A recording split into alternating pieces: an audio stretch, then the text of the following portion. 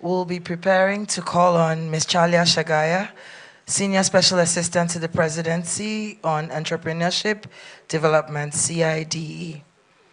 So, thank you. It's a privilege to be here today at SynergyCon 1.0, where some of the brightest minds in technology, finance, law, and creative industries have come together to discuss one of the most important pillars of modern business, intellectual property. The theme today, your IP, your future, collaboration for economic growth, is not just a topic for discussion, it's a call to action. Intellectual property is the foundation of innovation-driven economies. It is what separates the simple idea from a thriving enterprise. It ensures that those who create, build, and innovate are the ones who benefit from their work. Yet we know this is not always the case. Too often, entrepreneurs lose control of their ideas and innovations because they are not properly protected. They create, but others profit. They innovate, but bigger players in the market take over. This must change. If we are to achieve sustainable economic growth, we must strengthen the protection of intellectual property and ensure that entrepreneurship thrives in a fair and equitable environment. As entrepreneurs, you cannot afford to carelessly go about your business and not protect your intellectual property. Intellectual property is the hidden wealth for entrepreneurs. Your ideas, designs, technology, and brands are your most valuable assets. But if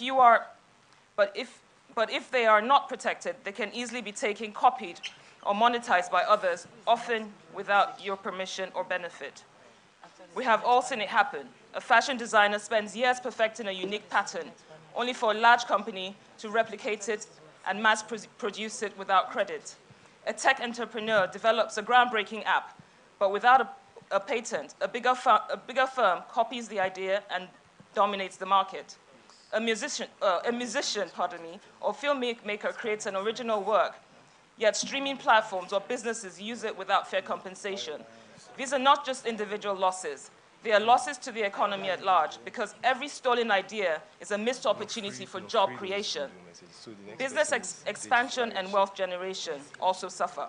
One of the biggest threats to innovation today is IP appropriation, and large corporations, global brands, and even foreign markets take creative work from entrepreneurs, repackage them, and profit from them without permission.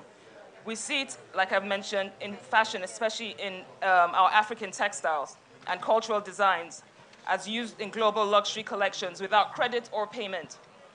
We see it in technology, where local software solutions are copied, rebranded, and sold on a global scale, leaving the original creators behind. We see it in music and film, where streaming platforms and content distributors profit while artists, filmmakers struggle to make a living.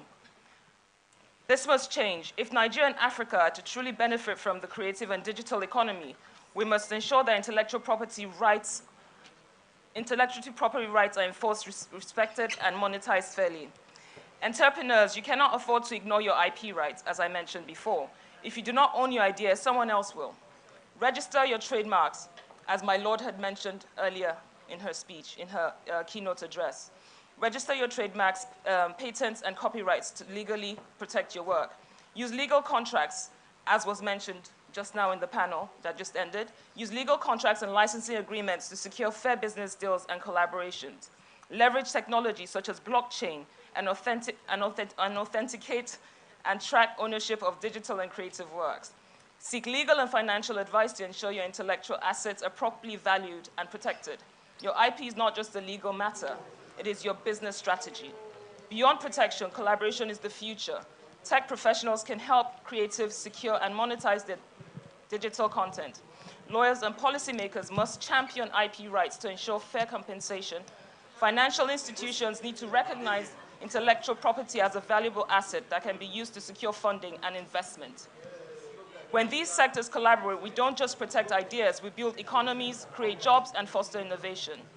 Some of you may be asking, it was asked earlier in the panel, what is the government role in IP protection? The SAP to the President on digital economy had touched on this, but I'll add a few more to this.